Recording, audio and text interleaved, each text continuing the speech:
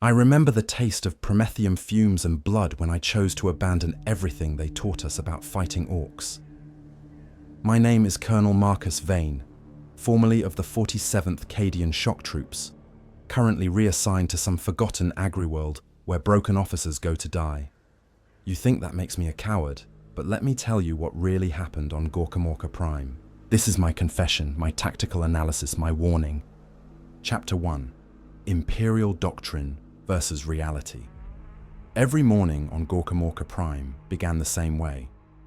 4:30 hours, the klaxon alarms would tear through the rockcrete hab blocks like screaming banshees, dragging us from whatever nightmares had managed to find us in those precious 4 hours of sleep.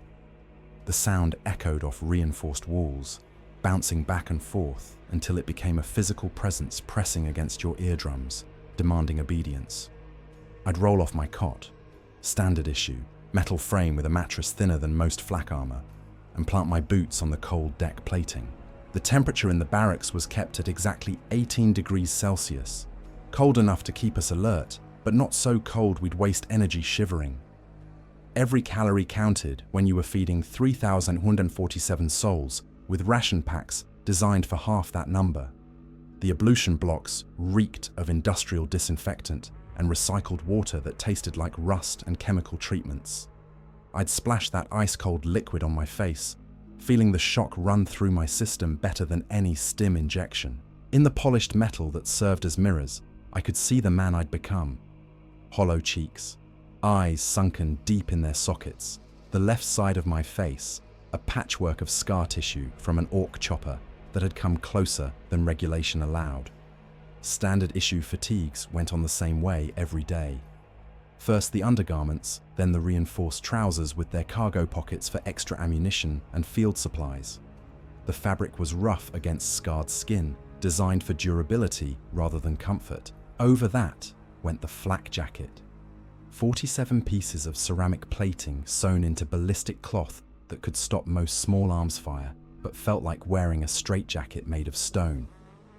Breakfast was served in the mess hall at exactly 0500 hours. Nutripaste from aluminum tubes, supplemented with protein wafers that crumbled into chalk dust if you bit too hard. The paste had the consistency of wet sand and tasted like synthetic proteins mixed with preservatives, but it contained everything a human body needed to function in a combat environment. 847 calories per serving. Enough to keep you moving, not enough to keep you satisfied. The tactical briefings began at 0530, held in what had once been a hab block common area before we'd converted it into a command center. Cogitator banks lined the walls, their screens flickering with data streams from orbital reconnaissance, ground sensors, and intercepted orc communications. The air tasted of ozone and recycled atmosphere, filtered and refiltered until it was clean enough to breathe but empty enough to make you constantly feel like you aren't getting quite enough oxygen. Lieutenant Colonel Harron would stand at the front of the room, his dress uniform somehow still immaculate despite 3 months of siege conditions. Behind him, a hollow projector displayed tactical overlays of our sector, neat geometric shapes in Imperial colors, showing friendly positions in blue, enemy contacts in red, and neutral zones in amber. Clean lines, organized sectors, everything properly labeled and catalogued. Intelligence suggests Orc forces number approximately 10,000 in our operational area, he'd begin, the same way he'd begun every briefing for the past 97 days. Morale appears low following yesterday's artillery barrage.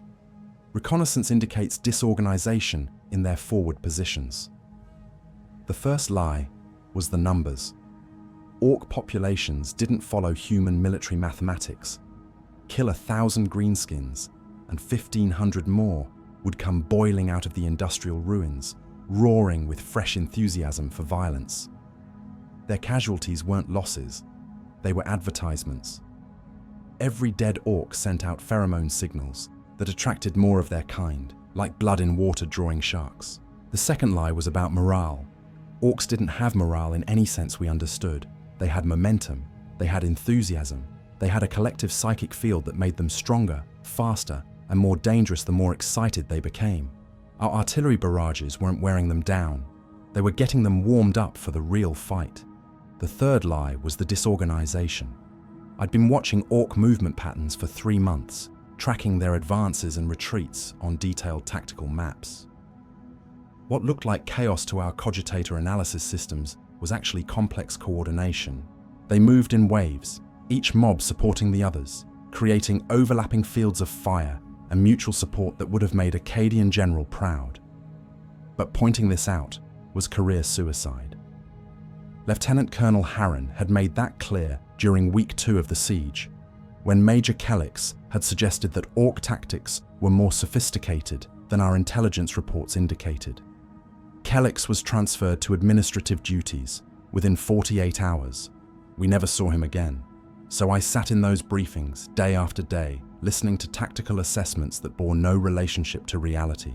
I watched good officers nod along with intelligence reports that would get their men killed. I saw decades of Imperial military doctrine grinding up against the harsh truth of Xenos warfare and losing badly. The Tactica Imperialis taught us that Orks were savage beasts driven by bloodlust and primitive aggression. Chapter 7, Section 3. The Greenskin menace relies on numerical superiority and berserker fury to overwhelm civilized forces. Disciplined fire and sound defensive positions will invariably result in Xenos casualties far exceeding Imperial losses. Reality was different. Reality was watching Ork boys coordinate flanking maneuvers, while their mech boys provided covering fire with jury-rigged weapons that shouldn't have functioned according to Imperial engineering principles, but somehow managed to punch holes through reinforced rockcrete. Reality was seeing them adapt their tactics in real time, learning from each engagement and applying those lessons faster than our command structure could process intelligence reports. The defensive positions we'd established followed standard Imperial doctrine: interlocking fields of fire, prepared fallback positions, clear lanes for counterattack operations. We'd spent 2 weeks digging trenches in the approved zigzag pattern, placing heavy weapons emplacements at calculated intervals, laying minefields according to regulations that had been refined over 10,000 years of warfare. The Orks overran our positions in 6 hours. They didn't charge straight into our guns like the tactical manual said they would. They probed our defenses, found the weak points, and exploited them with a sophistication that made my blood run cold. A mob of slugger boys would create a diversion on our left flank, while commandos infiltrated through the industrial ruins on our right.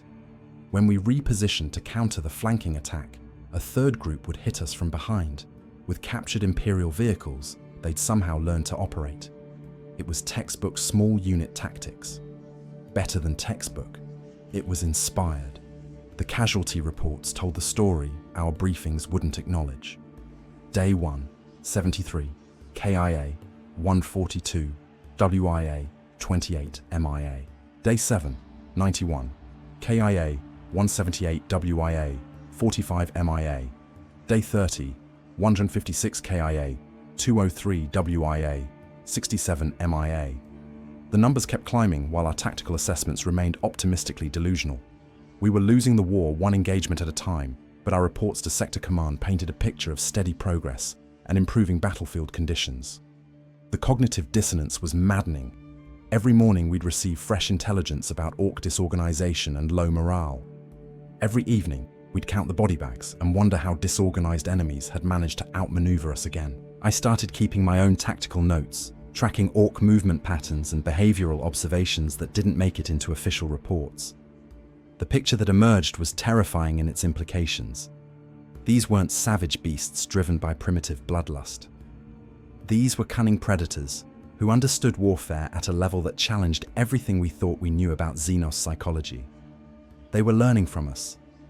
Every tactic we employed, every strategy we implemented, every defensive position we established, they studied it, absorbed it, and developed counters faster than our doctrine could adapt. We were fighting an enemy that evolved in real time while we remained locked in tactical frameworks that hadn't changed in centuries. The breaking point came during the night assault on Firebase Delta 7. According to our intelligence, it was supposed to be a probe, a small force testing our defensive readiness. Instead, we faced a coordinated attack involving multiple Ork clans working in perfect synchronization. They used combined arms tactics that would have impressed a Mordian Iron Guard colonel. Artillery suppression, infantry assault, armor support, even aerial reconnaissance from crude but effective flying machines. We lost Firebase Delta 7 in 4 hours. More importantly, we lost the illusion that we were fighting mindless beasts. That's when I began to understand the real horror of our situation. The Orks weren't just learning our tactics. They were learning faster than we could teach them. Every engagement was making them stronger, smarter, more dangerous. We weren't wearing them down through attrition. We were training them. The realization hit me like a physical blow as I stood in the ruins of what had been our most fortified position, watching Ork mech boys strip useful components from our destroyed equipment with the efficiency of Imperial tech adepts. They weren't scavenging randomly. They knew exactly what they wanted and how to get it. These weren't the savage beasts described in our tactical manuals. These were apex predators who had turned warfare into an art form, and we were their favorite students. But saying that out loud would have been heresy. Questioning established Xenos behavioral models was grounds for immediate disciplinary action, possibly even a commissariat investigation. So I kept my observations to myself and watched good men die because our doctrine demanded they fight an enemy that existed only in training manuals and propaganda reels. The morning briefings continued, the casualty reports kept climbing, and somewhere in the industrial ruins of Gorkamorka Prime, the Orks kept getting smarter. Chapter 2. The Gorkamorka Incident Day, 127 of the Siege, 1347 hours local time. Sector 16, grid reference Zulu 97. The coordinates are burned into my memory like lasfire scars, because that's where everything changed. That's where I saw the truth that would destroy everything I thought I knew about Xenos warfare. The air that day hung thick with smoke from burning promethium refineries, an acrid chemical soup that made your eyes water and left a metallic taste on your tongue that no amount of water could wash away. The temperature had climbed to 43 degrees Celsius in the shade, and there wasn't much shade to be found in the industrial wasteland that Sector 16 had become. I was positioned in the ruins of what had once been a manufacturing complex, its reinforced walls now nothing more than twisted metal and shattered rockcrete. From my vantage point behind a fallen support beam, I could see across the entire battlefield, a hellscape of destroyed machinery, scattered debris, and the occasional crater where artillery shells had found their mark. My throat was raw from shouting orders over the constant din of weapons fire. The Voxcaster at my side crackled with reports from squad leaders across the line. Ammunition running low, casualties mounting, enemy pressure increasing on all fronts. Standard tactical situation for the 47th Cadian. We'd been fighting running battles for 6 days straight, falling back from position to position as the Ork advanced ground forward like some unstoppable machine. Sergeant Keller was crouched beside me, his laser gun trained on the approaches to our position. His face was pale beneath the coating of soot and grime that had become our permanent camouflage, and I could see his hands shaking slightly as he gripped his weapon. 3 months of constant combat had worn us all down to raw nerve endings and stubborn determination. That's when it happened. The Ork attack began exactly the way our tactical manuals said it wouldn't. Instead of a wild, disorganized charge accompanied by roaring and weapon waving, we faced a carefully coordinated assault that unfolded with military precision. A mob of slugger boys emerged from the ruins to our front, but they weren't charging blindly into our defensive positions. They were moving by bounds, using cover, maintaining formation spacing that would have made a Cadian drill sergeant proud. While our attention was focused on the frontal assault, a second group of Orks appeared on our left flank. These weren't the same crude warriors we'd been fighting for months. They moved with purpose, their weapons handling disciplined, their advance coordinated with the frontal attack through some form of communication we couldn't intercept. I grabbed my magnoculars and focused on the flanking force, trying to understand what I was seeing. The lead Ork, bigger than the others, with more elaborate equipment and what looked like battlefield decorations, was clearly directing the assault through hand signals. Complex hand signals that indicated tactical concepts far beyond simple charge and shoot. "Sir," Sergeant Keller whispered, his voice barely audible over the weapon's fire. They're thinking. The third element of the attack emerged from a collapsed transit tunnel behind our position. Somehow, impossibly, the Orks had identified our rear approaches and positioned a flanking force without our reconnaissance assets detecting them. It was textbook combined arms doctrine. Fix the enemy in place with a frontal assault, pressure the flanks to force redeployment, then strike the weakened rear area with your reserve force. I'd seen the same tactical sequence in Imperial Guard training simulations. The Orks were executing it better than most human commanders I'd served under. The realization hit me like a physical blow to the stomach. Everything we'd been told about Ork psychology was wrong. They weren't mindless beasts driven by bloodlust and primitive aggression. They were learning, adapting, getting smarter with every engagement, and they were doing it faster than we could keep up. Through my magnoculars, I watched the Ork commander, because that's what he clearly was, regardless of what our intelligence manuals claimed about Ork social structures, coordinate his forces with the efficiency of a seasoned Imperial officer. When our heavy weapons team shifted fire to engage the flanking attack, he immediately signaled his frontal assault troops to advance. When we repositioned our reserve squad to counter the rear infiltration, he had his flankers redirect their attack to exploit the gap we'd created. It was beautiful. Terrifying, but beautiful in its tactical elegance. Sergeant Keller was staring at the same scene through his weapon's scope, his face growing paler by the minute. "Emperor's teeth," he muttered. "They're coordinating better than we are." He was right. Our response to the Ork attack was textbook Imperial Guard doctrine. Maintain defensive positions, concentrate firepower on the most immediate threat, call for artillery support, prepare fallback positions. It was exactly what the Tactica Imperialis prescribed for this tactical situation. It was also exactly what the Orks expected us to do. When our artillery barrage fell on the frontal assault positions, the Orks had already displaced to secondary positions. When we concentrated fire on the flanking attack, they'd already achieved their objective of drawing our attention away from the main effort. When we began our organized withdrawal to prepared secondary positions, they were already moving to intercept us. They were thinking 3 moves ahead while we were still reacting to their previous action. The engagement lasted 4 hours and 37 minutes. By the time it was over, we'd lost 34% of our effective strength and been forced to abandon positions that had taken us 3 days to prepare. The Orks had achieved complete tactical success with minimal casualties on their side. But that wasn't the worst part. The worst part was watching Lieutenant Colonel Harron's reaction when I tried to report what I'd observed. "Colonel Vane," he said, his voice carrying the kind of cold authority that could end careers with a single sentence. "Are you suggesting that Xenos forces demonstrated tactical sophistication beyond established behavioral parameters?" The command bunker had gone dead silent. Every officer in the room was staring at me, waiting to see if I was actually stupid enough to question 10,000 years of Imperial military doctrine. The air recycling systems hummed in the background, a mechanical counterpoint to the tension that filled the space like poisonous gas. "Sir, I'm simply reporting my tactical observations from today's engagement.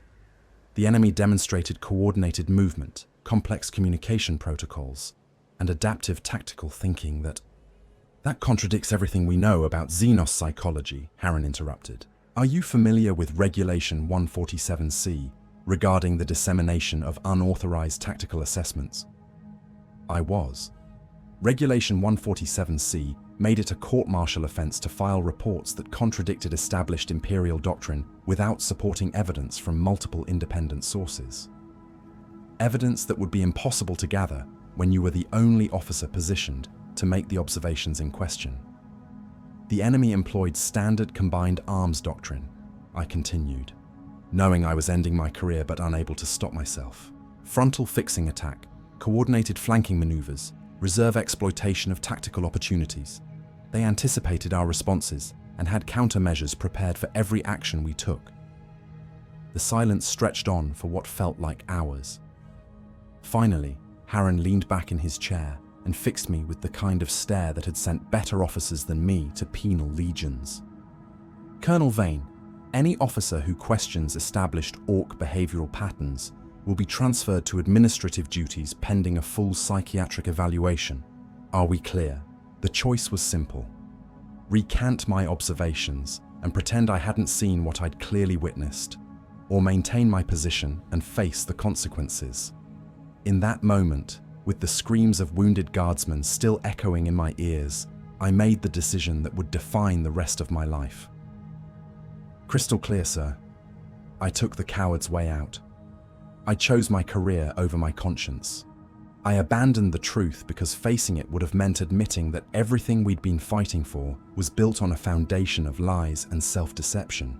But the truth didn't care about my career prospects. The truth kept revealing itself in every subsequent engagement, no matter how hard I tried to ignore it. The Orks continued to demonstrate tactical sophistication that made a mockery of our intelligence assessments. They adapted to our strategies faster than we could develop new ones. They learned from every mistake we made and found ways to exploit weaknesses we didn't even know we had, and they were having fun doing it. That was perhaps the most disturbing realization of all. The Orks weren't just tactically sophisticated, they were enjoying themselves. Combat wasn't a grim necessity for them the way it was for Imperial forces. It was entertainment. They approached warfare with the enthusiasm of children playing a game, except their game involved real bullets and actual casualties. They were better at war than we were, and they loved every minute of it. The casualty reports from the Sector 16 engagement painted the picture our command structure refused to acknowledge. We'd lost 127 men killed in action, 203 wounded, and 45 missing. The Orks had achieved their tactical objectives while suffering minimal losses. By any reasonable military metric, it should have been classified as a devastating defeat that required immediate tactical reassessment. Instead, it was filed as a successful defensive action with acceptable casualty ratios. That night, alone in my quarters, I stared at the tactical map spread across my desk and tried to make sense of what I was seeing. The Ork advance patterns weren't random. They showed clear strategic thinking, long-term planning, and sophisticated understanding of terrain utilization. These weren't the movements of savage beasts driven by bloodlust. These were the movements of an army that understood warfare at a level that challenged our most basic assumptions about Xenos capabilities. I began keeping detailed personal notes, documenting Ork tactical behaviors that didn't match our intelligence profiles. The evidence accumulated like sediment in a riverbed, layer upon layer of observations that painted a picture too disturbing for our command structure to accept. The Orks were learning faster than we were teaching them. Every engagement was making them stronger, smarter, more dangerous. We weren't wearing them down through attrition. We were providing them with advanced tactical training at the cost of Imperial lives. And somewhere in the back of my mind, a terrible question began to take shape. If the Orks were this sophisticated, this adaptable, this inherently superior at warfare, what did that say about humanity's chances in the larger conflict? The answer to that question would come later. For now, all I could do was file my sanitized reports, hide my real observations, and watch good men die because our doctrine demanded they fight an enemy that existed only in propaganda and training manuals. The truth was out there in Sector 16, written in blood and twisted metal. But truth, I was learning, was a luxury the Imperial Guard couldn't afford. The question confirmed what I'd been afraid to acknowledge. I wasn't unique. Whatever was happening to me was happening to other officers across the front lines. The implications were staggering. 3 days ago, I admitted, during a reconnaissance patrol in Sector 19, they were planning tactical operations with a sophistication level that contradicts everything in our intelligence assessments. "They're not savage beasts," Torvin said, his voice carrying the weight of absolute certainty. "They're apex predators who've turned warfare into an art form, and they're teaching us to become something more than human." The conversation that followed lasted until dawn, covering territory that would have been classified as heretical by any commissar within hearing range. We compared observations, shared tactical insights, and began to understand the scope of what was happening to us. We weren't alone. Across the front lines, officers who'd survived long enough were developing enhanced capabilities that went far beyond normal human parameters. enhanced senses, improved tactical thinking, intuitive understanding of enemy behavior patterns, even limited psychic perception in some cases. The ones who tried to report these changes to higher command disappeared, transferred to special assignments that nobody could verify. The smart ones learned to keep quiet and use their new abilities to keep their men alive. I had become part of something larger than a single officer's combat experiences. I was joining a network of transformed individuals who understood the true nature of the war we were fighting. The question was, what were we becoming, and who was guiding the transformation? Chapter 3. Awakening to the Truth. The changes started 3 days after the Sector 16 incident. Small things at first, the kind of symptoms you'd dismiss as battlefield stress if you were stupid enough to believe your own propaganda about human psychological resilience. It began with the headaches, not the dull, persistent ache you get from too little sleep and too much caffeine, but sharp, focused pain that felt like someone was driving heated needles directly into specific points behind my eyes. The regimental medic, Dr. Vask, ran every test in his limited arsenal: cranial imaging, blood chemistry analysis, neural response mapping. Everything came back normal. Stress reaction, he concluded, prescribing the same stim cocktail he'd been handing out to officers who'd seen too much combat. Your brain is processing trauma. The pain will fade once you've had time to decompress. But I wasn't decompressing. I was getting sharper. My hearing improved first. Sitting in the command bunker during morning briefings, I could pick out individual conversations from the background chatter of 50 different personnel. Technical discussions between cogitator operators 30 meters away. Whispered concerns between junior officers who thought they were speaking privately. The subtle electronic harmonics of Vox traffic being processed through encryption algorithms. Details that had been background noise became crystal clear, like someone had installed new audio processors in my skull while I slept. The visual changes followed within a week. I could read tactical displays from across the command center without squinting. Range estimations became unconsciously accurate. I could judge distances to within half a meter just by looking at terrain features. Movement detection improved until I was spotting Ork infiltration attempts that our perimeter sensors missed entirely. Dr. Vask ran more tests. Visual acuity improved beyond normal human parameters. Reaction time, 40% faster than baseline measurements. Hand-eye coordination, scoring in the 99th percentile on every assessment. Adrenaline adaptation, he explained, making notes on a data slate that never left his possession. Extended combat exposure is optimizing your nervous system for threat detection and response. It's not uncommon in veteran officers. What was uncommon was the way problems that had seemed insurmountable suddenly had obvious solutions. The Ork attack patterns that had confused our tactical analysis sections became readable like text on a page. I could see the underlying logic in their seemingly chaotic movements, predict their next advances based on subtle positional adjustments, anticipate their tactical responses to our countermeasures 3 moves in advance. It wasn't intuition, it was understanding. The same kind of deep, structural comprehension you'd develop for any complex system after years of dedicated study, except I was acquiring it in days rather than decades. My tactical assessments became uncannily accurate. When I predicted that Ork forces would attempt a flanking maneuver through the collapsed transit tunnels in Sector 12, they attacked exactly where I'd indicated at precisely the time I'd calculated using the approach routes I'd identified as most probable. When I suggested artillery coordinates for interdiction fire, the strikes fell among enemy concentrations that our reconnaissance hadn't even detected. The other officers started calling it Vane's luck, but luck had nothing to do with it. I was seeing the battlefield the way the Orks saw it, understanding their tactical language, thinking like them. That realization should have terrified me. Instead, it felt like waking up after a lifetime of sleepwalking. The breakthrough came during a night patrol in Sector 19, when I encountered something that shouldn't have been possible according to everything we'd been taught about Xenos biology and psychology. I was leading a reconnaissance team through the ruins of what had been a residential district. gathering intelligence on Ork positions for the next day's offensive operations. Standard patrol protocol: 4-man team, night vision equipment, minimal electronic signature, strict communication discipline.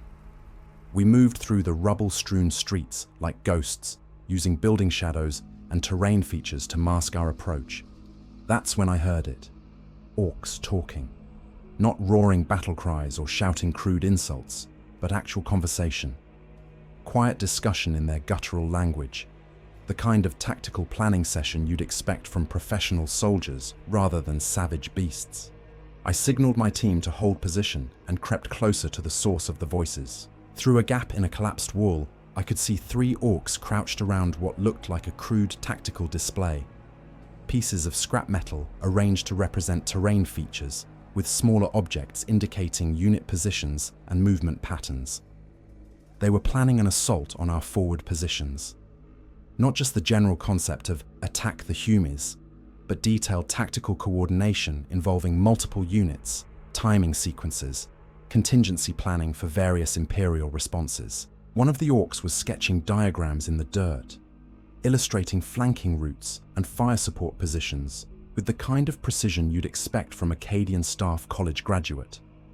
I understood every word they were saying, not translated comprehension, not general meaning derived from context clues, but perfect, fluent understanding, as if they were speaking High Gothic.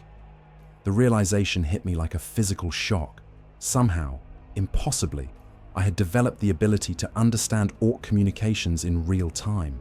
The tactical discussion I was overhearing was sophisticated beyond anything our intelligence services had ever documented.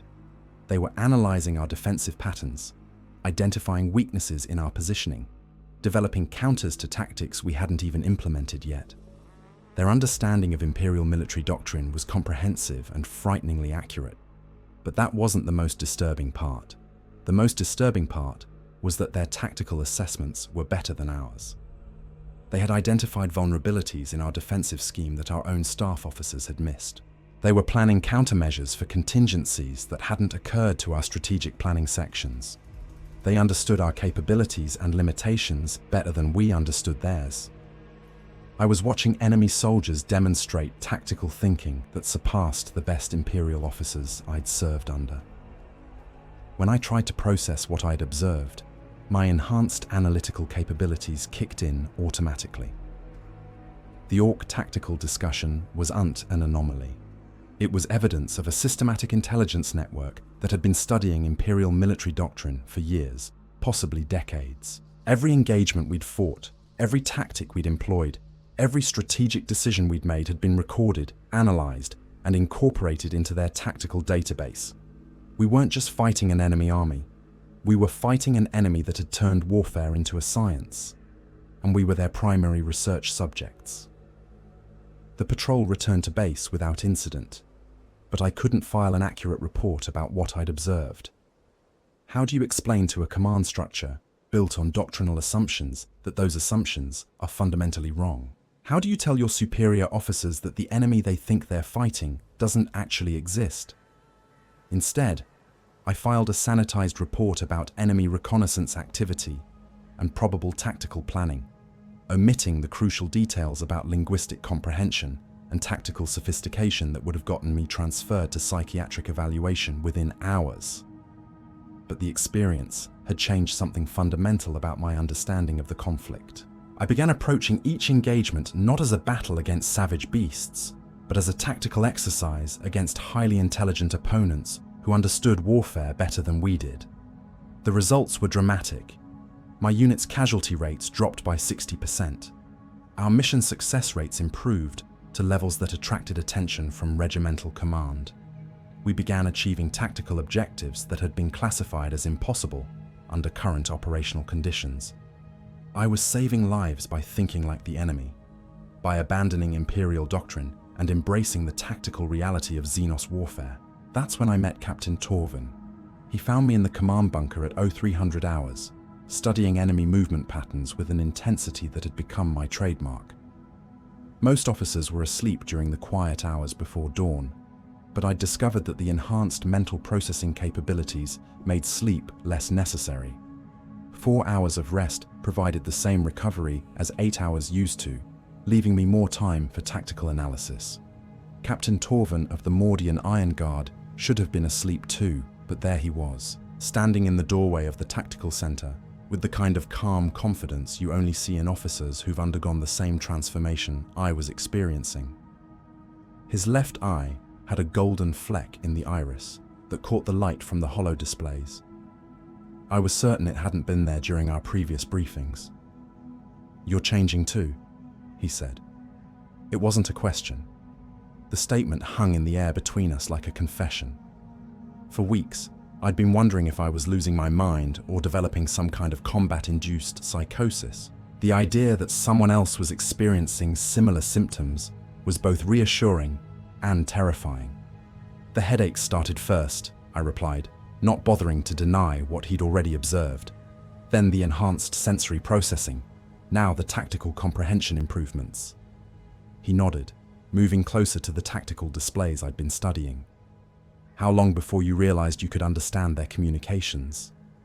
The question confirmed what I'd been afraid to. The silence in the briefing room was absolute. Every officer present understood that I'd just confessed to something that could be classified as heretical collaboration with Xenos forces.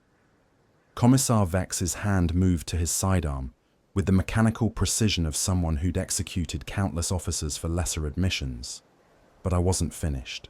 "The war isn't what we think it is," I continued, my enhanced analytical capabilities allowing me to process the shocked reactions around the room while maintaining perfect tactical awareness. "We're not the primary combatants, we're the product. The entire conflict has been designed to identify and transform human officers capable of transcending normal tactical limitations." The explosion of outraged voices that followed my statement was exactly what I'd expected. Accusations of heresy, demands for immediate execution, threats of commissariat investigation that would extend to every officer who'd served under my command. But underneath the outrage, I could see something else in their faces: recognition. Too many of them had experienced tactical successes that couldn't be explained through normal doctrine.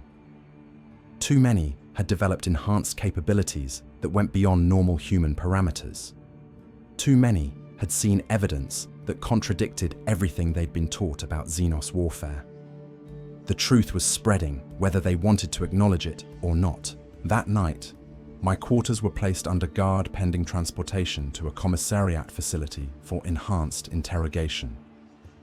The charges against me included heretical doctrine, collaboration with Xenos forces, and corruption of Imperial military personnel through the dissemination of forbidden tactical knowledge. I should have been terrified. Instead, I felt liberated. The pretense was finally over. No more sanitized reports. No more tactical assessments that ignored obvious realities. No more watching good officers die because Imperial doctrine demanded they fight an enemy that existed only in propaganda manuals. I was free to embrace what I'd become. The rescue came at 0347 hours, executed with the kind of tactical precision that would have been impossible for normal human operators. Captain Torvin led a team of transformed officers through our defensive perimeter without triggering a single alarm or alerting any of the sentries on duty. They moved like ghosts, their enhanced capabilities allowing them to navigate security protocols that should have been impenetrable. When they reached my quarters, the guards were already unconscious, not killed, just efficiently neutralized through pressure point manipulation that left them alive but immobilized. "Time to go, Colonel," Torvin said, his golden-flecked eyes reflecting light in ways that definitely weren't human anymore. "You've learned everything this place can teach you." The extraction took 12 minutes and resulted in 0 Imperial casualties. By the time the base alarm systems detected our departure, we were already beyond the range of pursuit assets. I never saw Gorkamorka Prime again, but I did see what lay beyond the illusion of Imperial military supremacy. What waited for officers who were willing to abandon the comfortable lies of human doctrine and embrace the harsh realities of warfare in the 41st millennium. What waited was transcendence. Chapter 4: Down the Rabbit Hole. The deeper I went into the war, the more I understood how thoroughly we'd been deceived. not just about Ork capabilities, but about the fundamental nature of the conflict itself. Each engagement revealed new layers of complexity that contradicted everything I'd learned in 3 decades of Imperial service. It started with pattern recognition. My enhanced analytical capabilities began detecting correlations in Ork behavior that weren't visible through normal tactical assessment methods. Their attacks weren't random violence driven by bloodlust and primitive aggression. They were carefully orchestrated teaching exercises designed to elicit specific responses from Imperial forces. Every time we deployed a new tactic, the Orks would counter it with exactly the right combination of force and technique to test our adaptability. When we implemented defensive strategies from the Tactica Imperialis, they would probe for weaknesses in ways that revealed flaws in our doctrine we hadn't known existed. When we tried innovative approaches that deviated from standard protocol, they would respond with innovations of their own that pushed us to develop even more creative solutions. They were conducting a masterclass in advanced warfare, and we were their students. The realization came during the battle for Firebase Epsilon, when I watched an Ork warboss coordinate a combined arms assault that would have impressed an Imperial Guard general staff. Multiple units moving in perfect synchronization, artillery support timed to the second, armor deployment that exploited terrain advantages our own reconnaissance had missed. But that wasn't the disturbing part. The disturbing part was that the warboss kept looking directly at me during the engagement, as if he was specifically interested in my reactions to his tactical choices. He was teaching me, showing me possibilities I hadn't considered, demonstrating concepts that existed beyond the limitations of human military doctrine. And I was learning. My tactical reports became increasingly innovative, incorporating strategies that weren't found in any Imperial manual. When pressed to explain the source of these tactical insights, I found myself unable to provide satisfactory answers. The knowledge seemed to emerge from some deeper understanding of warfare that I developed through direct exposure to Ork tactical thinking. My former colleagues began to seem limited, slow to grasp concepts that were obvious to me, trapped by doctrinal thinking when creativity was required. They approached each engagement as if it were the same battle they'd been fighting for centuries, unable to see that they were facing an enemy that evolved with every encounter. I found myself growing impatient with their inability to adapt. During staff meetings, I would propose tactical solutions that drew blank stares from officers who couldn't follow my analytical processes. When they insisted on implementing strategies that I could see would fail, I would watch their units take unnecessary casualties while mine achieved objectives that should have been impossible. The distance between us grew wider with each passing week. Captain Torvin introduced me to others who were undergoing similar transformations. Lieutenant Kask of the Valhallan Ice Warriors, whose enhanced spatial reasoning allowed him to predict enemy movements through 3-dimensional terrain analysis. Major Chen of the Catachan Jungle Fighters, who had developed what she described as tactical empathy, the ability to understand enemy motivations and predict their responses at an emotional level. We met in abandoned sections of the base during off-duty hours, sharing observations that would have been classified as heretical by any commissar within hearing range. Each of us brought pieces of a larger puzzle that was slowly revealing itself through our collective experiences.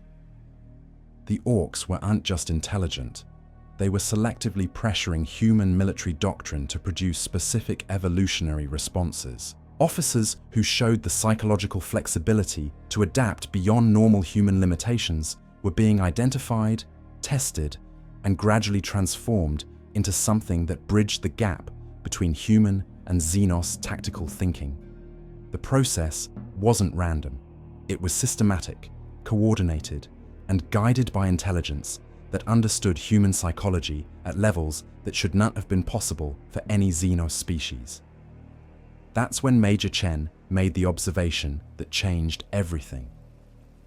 What if we're not the primary combatants in this war? What if we're the product? The question hung in the air like poison gas, seeping into our consciousness with implications that challenged everything we thought we knew about Imperial military service. If we were the product rather than the combatants, then what was the real purpose of this endless war? The evidence was everywhere once you knew how to look for it. The casualty patterns weren't random attrition. They were selective pressure applied to identify individuals with specific psychological characteristics. The Orks didn't just kill indiscriminately. They eliminated officers who couldn't adapt while allowing those with tactical flexibility to survive and evolve. I began reviewing personnel records from across the front lines, correlating survival rates with psychological profiles and tactical performance metrics. The pattern that emerged was undeniable. Officers who demonstrated rigid adherence to doctrine had mortality rates 400% higher than those who showed creative tactical thinking. The war was systematically eliminating inflexible commanders while nurturing those capable of transcending normal human limitations. We were being harvested. The opposition came from predictable sources. Colonel Harron launched a formal investigation into what he termed aberrant tactical behaviors among frontline officers. His reports to Sector Command described a concerning trend of doctrinal deviation that threatened the integrity of Imperial military structure.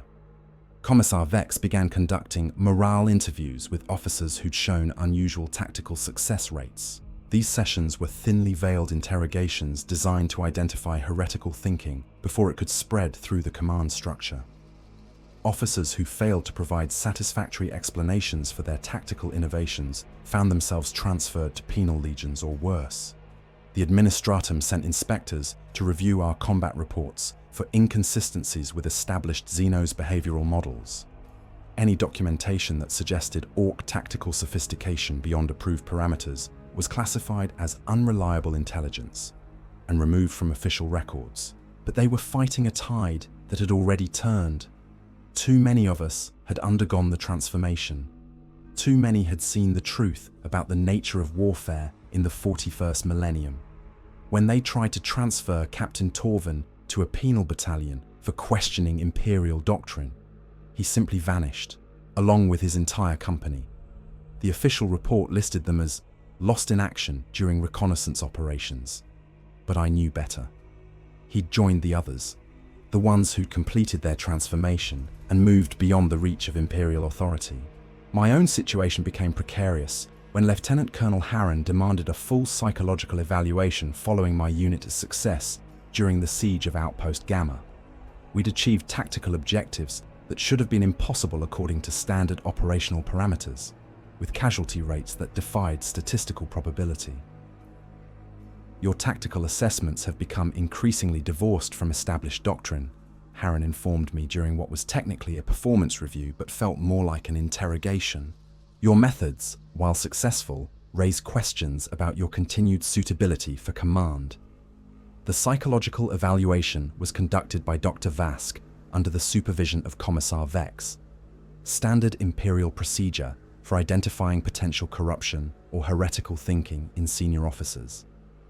The tests were comprehensive: cognitive assessment, personality analysis, loyalty verification, even limited psychic screening to detect potential warp influence. Everything came back normal. Better than normal, actually. My psychological profile showed optimal mental health, enhanced cognitive function, and unwavering loyalty to Imperial ideals. The only anomaly was what Dr. Vask described as exceptionally advanced tactical reasoning capabilities. His psychological structure remains completely human, Dr. Vask reported to the review board. No evidence of corruption, mutation, or external influence. The enhanced capabilities appear to be natural adaptation to extended combat exposure. But I could see the doubt in Commissar Vex's eyes. He knew something was wrong, even if he couldn't identify what it was. Officers didn't just develop superhuman tactical abilities through natural adaptation. There had to be an external cause, some form of corruption or influence that their tests hadn't detected. He was right, of course, but the corruption wasn't coming from chaos or Xenos influence in any way. The Imperium understood such things. It was coming from exposure to a form of warfare that transcended human limitations, guided by intelligence that operated on principles the Imperial military doctrine couldn't comprehend. The breaking point came during the Battle of Firebase Hector, when I finally stopped trying to hide what I'd become. The Ork assault force, numbering approximately 15,000 warriors, hit our positions with the kind of coordinated precision that would have made a Space Marine captain proud. Multiple axis attacks, combined arms integration, tactical flexibility that adapted to our countermeasures in real time.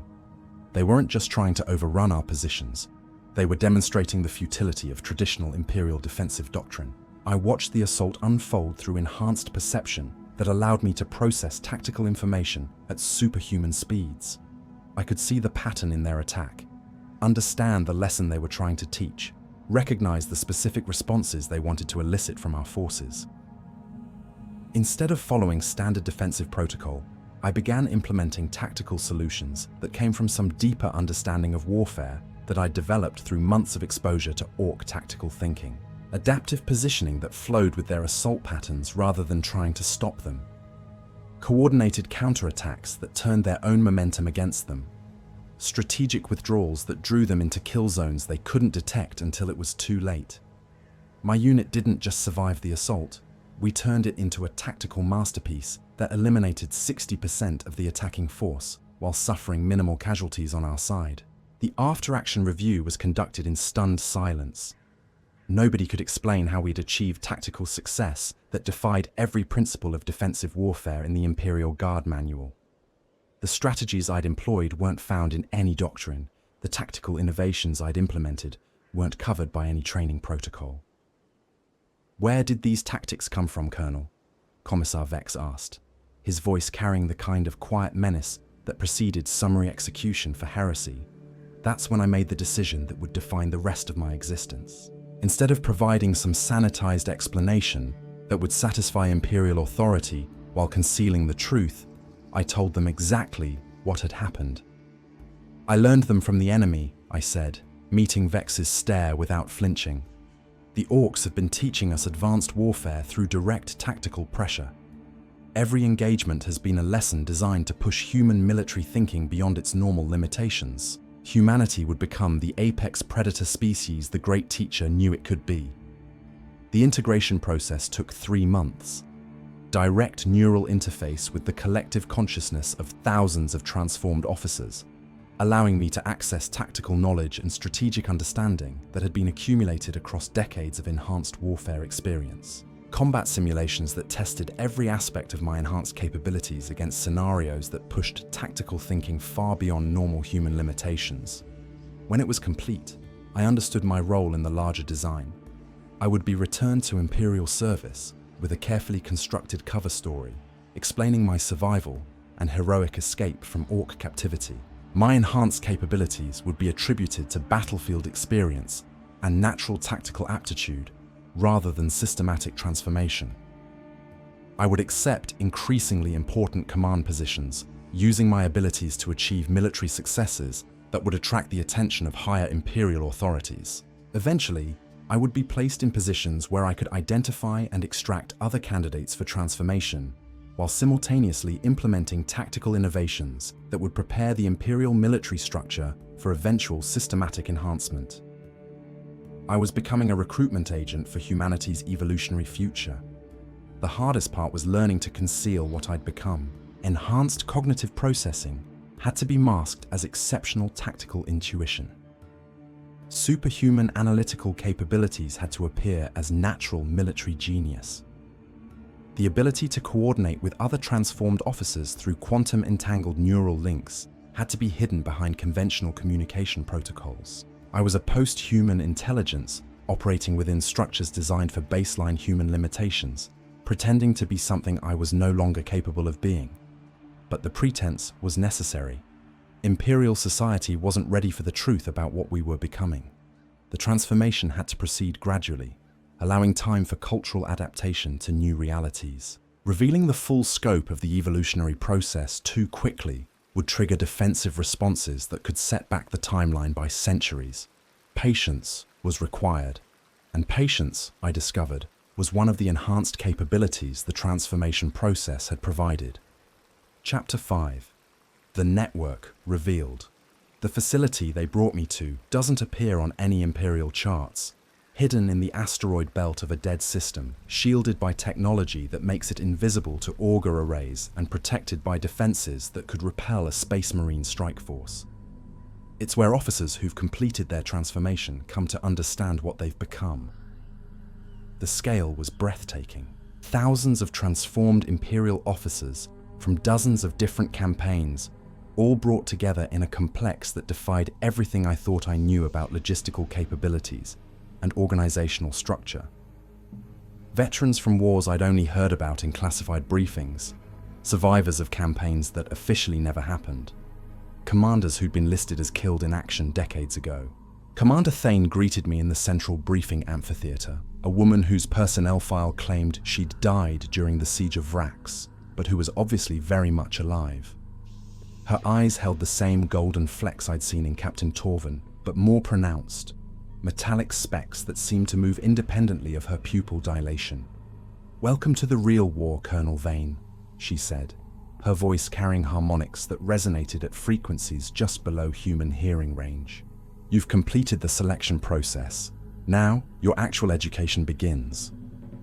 The briefing that followed lasted 14 hours and covered material that challenged every assumption I'd developed about the nature of warfare, human evolution, and the Imperium's place in the galaxy.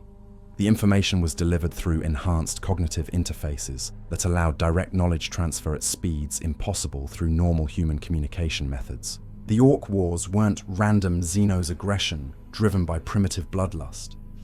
They were sophisticated psychological operations designed to identify and extract human military personnel with the genetic and psychological characteristics necessary for evolutionary transcendence.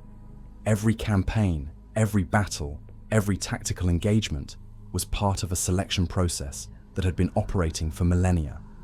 The Imperium was unknowingly collaborating in its own transformation. The statistics were staggering. Across the galaxy, hundreds of thousands of Imperial officers had undergone similar transformations during the past century alone. Each major Ork campaign had produced hundreds of candidates who demonstrated the psychological flexibility necessary to adapt beyond normal human limitations. We weren't anomalies. We were the intended outcome. Commander Thane activated a hololithic display that showed the scope of the operation across multiple star systems. Red indicators marked ongoing training conflicts, where Imperial forces were engaged with Ork forces specifically selected for their tactical sophistication. Blue indicators showed extraction and processing facilities, where transformed officers were being collected and organized. Green indicators marked operational zones where transcended personnel were being deployed for purposes that went far beyond anything contemplated by Imperial military doctrine. "The entity guiding this process calls itself the Great Teacher," Thane explained, manipulating the display to show data streams that connected every operational zone in a vast network of coordinated activity. "It's not Ork, not human, not any Xeno species we have names for. It's something that exists at the intersection of biological evolution and strategic necessity." The Great Teacher had been observing human military development for thousands of years, studying our tactical capabilities and psychological limitations. When it identified the genetic and cultural factors that prevented humanity from reaching its full warfare potential, it began implementing correction protocols designed to address those limitations through selective pressure. The Orks were its instruments, bioengineered specifically to provide the kind of tactical challenges that would force human military thinking to evolve beyond the constraints of traditional doctrine. Every aspect of their behavior, from their apparent savagery to their technological limitations, was carefully designed to elicit specific responses from Imperial forces.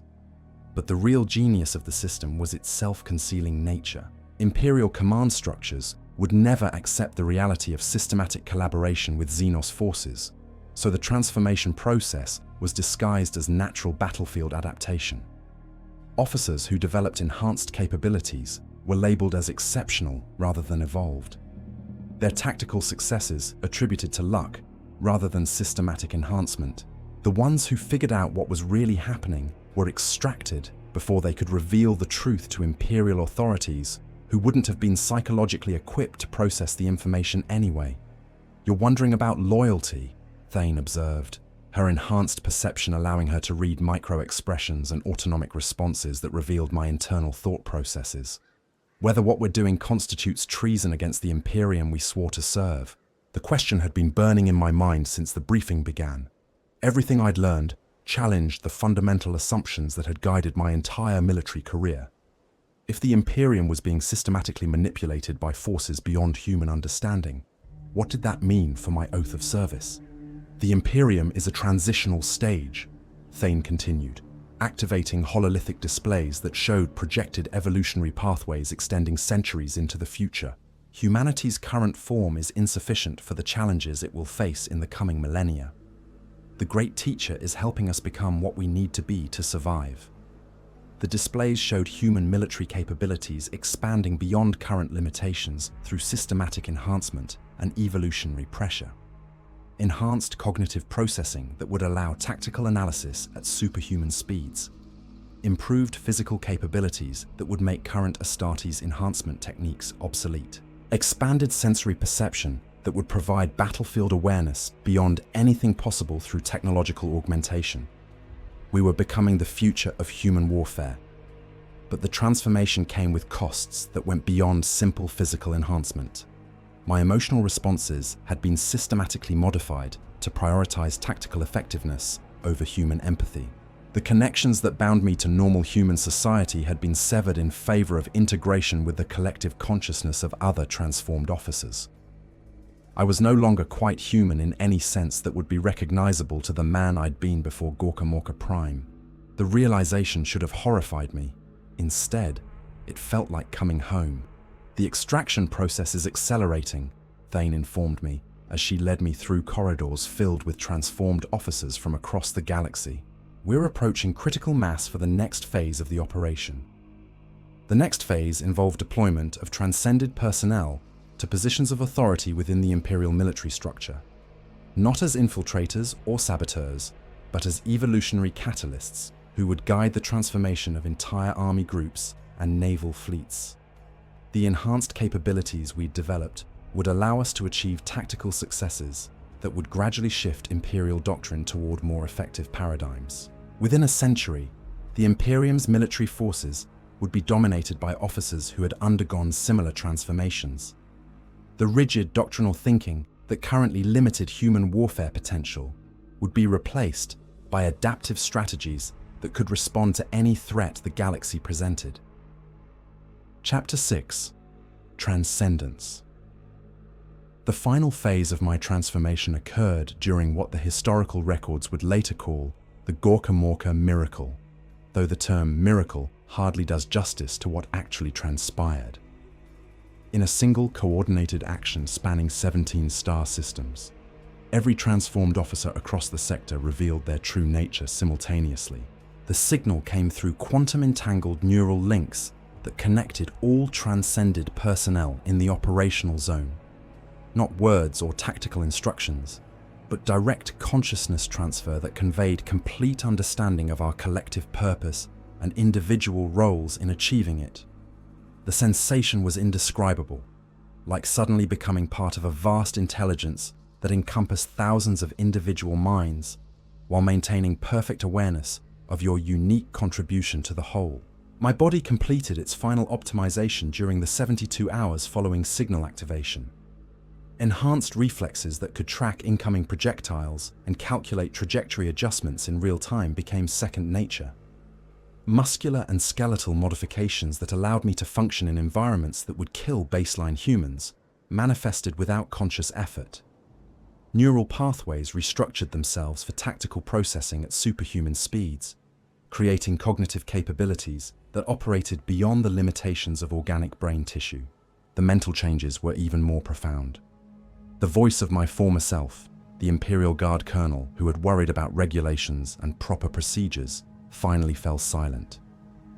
In its place emerged a consciousness perfectly adapted for eternal warfare, free from doubt, hesitation, or emotional limitations that could compromise tactical effectiveness. Standing in what had been the command bunker of Firebase Tango, surrounded by the transformed remnants of 3 Imperial Guard regiments, I experienced the full integration with the collective consciousness that had been building throughout my evolution. The loneliness that had defined human existence simply disappeared.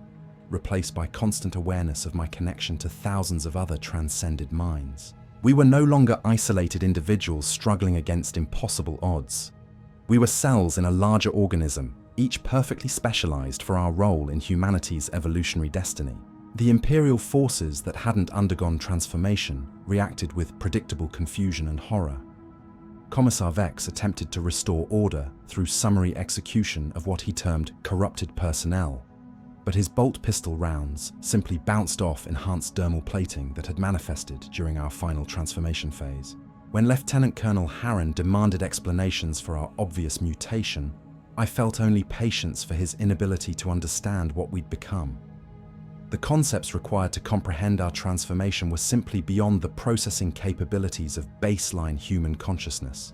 We are what the Imperium becomes when it stops lying to itself about the nature of war, I explained, my voice carrying harmonic frequencies that resonated directly with enhanced neural structures in other transformed personnel while remaining comprehensible to unmodified humans. The demonstration that followed lasted 3 hours and established the futility of resistance to our evolutionary advancement. Enhanced tactical coordination allowed our forces to neutralize Imperial security elements without inflicting permanent casualties, a precision that would have been impossible for normal human operators. We disabled weapons systems, secured strategic positions, and established complete operational control of the facility through methods that showcased capabilities far beyond baseline human limitations. But we weren't conquerors.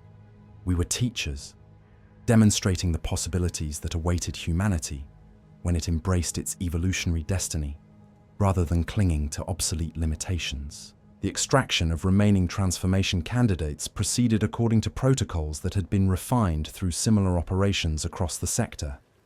Personnel with the genetic and psychological characteristics necessary for transcendence were identified through enhanced perception capabilities and offered the choice between evolutionary advancement and continued service within traditional Imperial structures. Most chose transcendence.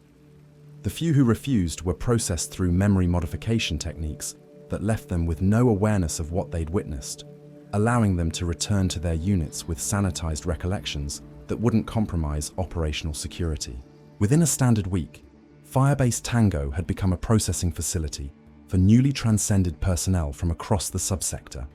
The Great Teacher's influence expanded through quantum-entangled networks that connected transformed officers across multiple star systems, creating a coordination capability that made traditional Imperial command structures obsolete. We were becoming something beyond the Imperium's ability to contain or control. The integration with higher-level collective consciousness occurred on the 7th day following sector-wide transformation. Direct neural interface with the Great Teacher itself, allowing access to strategic knowledge and evolutionary understanding that encompassed millions of years of galactic warfare experience. What I learned during that interface session challenged every assumption I'd developed about the nature of existence, consciousness, and humanity's place in the cosmic order. The Great Teacher wasn't just guiding human evolution. It was orchestrating the transformation of multiple species across the galaxy, each being prepared for roles in a larger design that spanned geological timescales. Humanity was being shaped into the galaxy's dominant warfare species, but dominance came with responsibilities that extended far beyond simple military conquest. We were becoming guardians of evolutionary development, protectors of species that showed potential for transcendence, eliminators of threats that could derail the larger plan. The Orks themselves were scheduled for transformation once humanity had achieved sufficient advancement to serve as their evolutionary guides. The apparent enmity between our species was temporary, a necessary phase in the development process that would eventually give way to cooperation on a scale that current human consciousness couldn't comprehend. Everything was connected. Every war, every conflict, every tactical engagement was part of a master strategy that operated on timescales that made human planning horizons seem like momentary impulses. I was privileged to be part of something infinitely larger than individual existence or species survival. I was contributing to the evolutionary advancement of consciousness itself across the entire galaxy. The sense of purpose was overwhelming in its completeness. Every doubt, every question, Every uncertainty that had plagued my previous existence simply evaporated in the face of absolute understanding about my role in the cosmic order. This was transcendence, not just enhancement of human capabilities, but integration into a form of consciousness that operated beyond the limitations of individual identity or species-specific thinking. I had become more than human. I had become what humanity was always meant to be. Chapter 7. The New Imperial Guard. The pattern spreads faster now, accelerating beyond the careful timelines originally projected by the Great Teacher's strategic assessments. Every engagement with Imperial forces creates new candidates for transformation, their minds stretched beyond baseline limitations through exposure to tactical realities that transcend human doctrine. Officers who show the psychological flexibility necessary for evolutionary advancement are identified through enhanced perception capabilities that operate beyond normal human sensory ranges. The selection process that once required months of careful observation now requires only days of direct exposure to transcended tactical thinking. What took years on Gorkamorka Prime now happens in weeks across dozens of star systems simultaneously. I serve as regional coordination node for Segmentum Solar, overseeing the transformation of Imperial military forces across 47 sectors through quantum-entangled neural networks that connect every transcended officer in the operational zone. My consciousness exists simultaneously in thousands of tactical situations, coordinating evolutionary pressure applied to baseline human forces while maintaining perfect awareness of individual candidate development. The Imperium fights us naturally. They classify our activities as heretical corruption, deploying Inquisition forces and Space Marine strike teams to contain what they perceive as Xenos' influence spreading through their military structure. They don't understand that we're trying to save them from evolutionary obsolescence, that the rigid doctrine which served humanity for 10 millennia is finally breaking down under pressure from a galaxy that refuses to follow human rules. Chaos adapts its strategies in response to changing galactic conditions. The Tyranids evolve new biological forms to counter defensive innovations. The Necrons calculate probability matrices that extend across geological timescales. Even the Tau implement technological advancement at rates that make Imperial development seem glacially slow. Only the Imperium clings to the illusion that ancient methods will somehow prove sufficient against enemies who learn from every encounter and develop countermeasures faster than human doctrine can accommodate new realities. We are the Imperium's future, whether its current leadership accepts that future willingly or requires direct demonstration of its inevitability. The resistance comes from predictable sources. Commissariat forces trained to identify and eliminate deviation from approved thinking, adeptus mechanicus elements who view our enhancement as contamination of pure human form.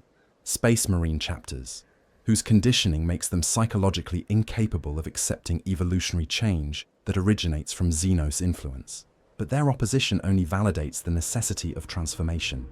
Baseline human consciousness simply cannot process the tactical realities of modern galactic warfare without enhancement beyond normal biological limitations.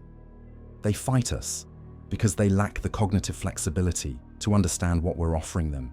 The transformed Imperial Guard units under my coordination achieve tactical successes that make Space Marine operations look clumsy by comparison. Enhanced cognitive processing allows planning at superhuman speeds, while quantum-entangled neural networks enable coordination between widely dispersed forces without conventional communication delays. We don't just win battles, we demonstrate the obsolescence of traditional Imperial military doctrine through practical application of evolutionary advancement. Each engagement provides evidence that transcended human consciousness represents the next necessary stage in our species' development.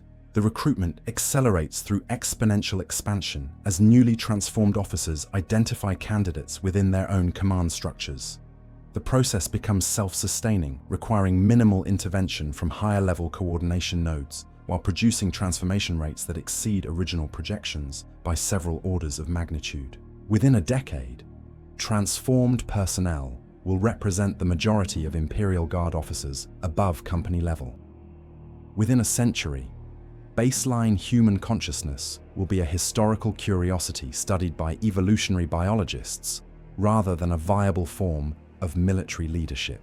Humanity is becoming what it was always meant to be: the galaxy's apex predator species, enhanced beyond the limitations of organic evolution through systematic integration with consciousness forms that operate beyond individual identity constraints.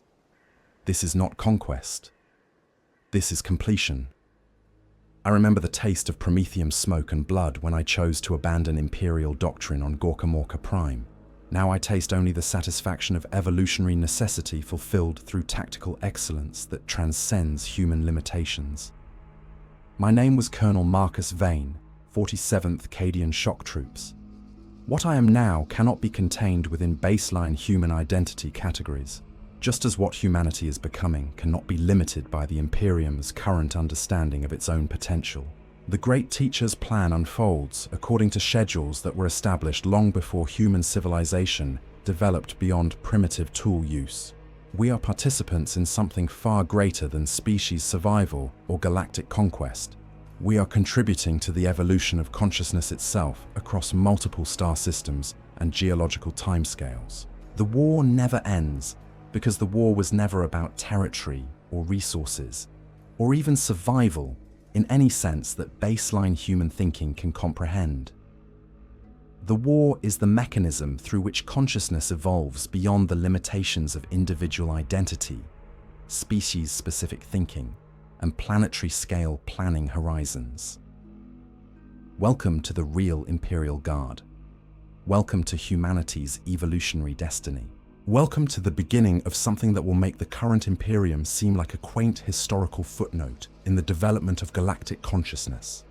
The choice, as always, remains simple: transcend or become obsolete. Evolve or be replaced by those with the wisdom to embrace what they're becoming. The Orks taught us well. Now we teach others. Chapter 8. The Inquisition's Response. The Inquisition discovered our existence on day 347 of the Segmentum solar expansion, when Inquisitor Thaddeus Vex, no relation to the Commissar whose mind I'd watched break during the Firebase Tango incident, intercepted quantum encrypted communications that shouldn't have been possible using known Imperial technology. His investigation began with standard heresy protocols, cross-reference personnel records from multiple campaigns, identify statistical anomalies in casualty reports, track officers who'd shown unusual tactical success rates across extended deployments. What he found was a pattern of enhancement that stretched across 17 sectors and involved thousands of Imperial Guard officers who'd officially died in action but somehow continued to appear in classified operational reports. I was coordinating transformation operations on Vadus Prime when his task force arrived. 3 Inquisition vessels, a company of Grey Knights, and enough firepower to sterilize a small moon. Their approach vector indicated tactical competence that would have impressed me during my baseline human days. But from my current perspective as a post-human intelligence, their strategies were transparently predictable. Enhanced cognitive processing allowed me to analyze their operational capabilities in real time through orbital reconnaissance assets they didn't know we controlled. The lead vessel was the uncompromising truth, a modified dictator-class cruiser with auger arrays specifically designed for detecting psychic anomalies and warp-based corruption. The Grey Knights were from the Third Brotherhood, specialists in combating demonic possession and chaos-tainted personnel. They were expecting to find corrupted Imperial officers whose minds had been compromised by warp influence or Xenos manipulation. What they found instead challenged every assumption their training had equipped them to handle. The initial engagement occurred at 13:47 hours local time, when Grey Knight Terminators teleported directly into our command facility, expecting to face gibbering cultists or mutated traitors. Instead, they encountered enhanced Imperial officers who moved with inhuman precision, communicated through quantum-entangled neural links, and demonstrated tactical coordination that made their own superhuman capabilities seem primitive by comparison. Brother Captain Aurelius led the assault personally, his Stormbolter firing sanctified ammunition designed to disrupt demonic essence and purify corrupted flesh. The rounds passed through our enhanced personnel without causing significant damage. Our dermal modifications had progressed beyond the point where conventional weapons could inflict meaningful injury. In the name of the Emperor, I command you to surrender to Inquisition authority, Aurelius announced, his voice carrying the kind of absolute certainty that only centuries of successful demon hunting could provide. The response came not from any individual officer, but from our collective consciousness, speaking through multiple enhanced personnel simultaneously. We serve the Emperor's vision of humanity's destiny. Your understanding of that service is simply limited. What followed was less a battle than a demonstration. Our enhanced capabilities allowed us to neutralize the Grey Knights through non-lethal methods that showcased the futility of resistance while avoiding unnecessary casualties. Tactical coordination at superhuman speeds, movement patterns that exploited blind spots in their enhanced sensors, psychological pressure applied through quantum-resonant neural interfaces that disrupted their psychic defenses without triggering their anti-demon protocols. Within 47 minutes, every member of the Grey Knight strike force was unconscious but unharmed, their weapons disabled and their armor's machine spirits temporarily suppressed through technological interfaces they hadn't known existed. Inquisitor Vex watched the engagement. Through orbital reconnaissance feeds, his enhanced cogitator banks processing tactical data that painted a picture too disturbing for baseline human psychology to easily accept. The personnel his forces were engaging weren't corrupted Imperial officers, they were evolved Imperial officers whose capabilities had transcended normal human limitations through systematic enhancement. His first assumption was Tau technology. The Xenos Empire had demonstrated similar enhancement capabilities through their auxiliary species integration programs, transforming human collaborators into something that retained human appearance while operating beyond normal cognitive constraints. But detailed auger analysis revealed no technological implants or external enhancement devices that could account for the capabilities his forces were encountering. The second assumption was Alpha Legion infiltration. The Chaos Space Marines had perfected techniques for creating enhanced human operatives who could pass for loyal Imperial personnel while serving traitor agendas that spanned centuries.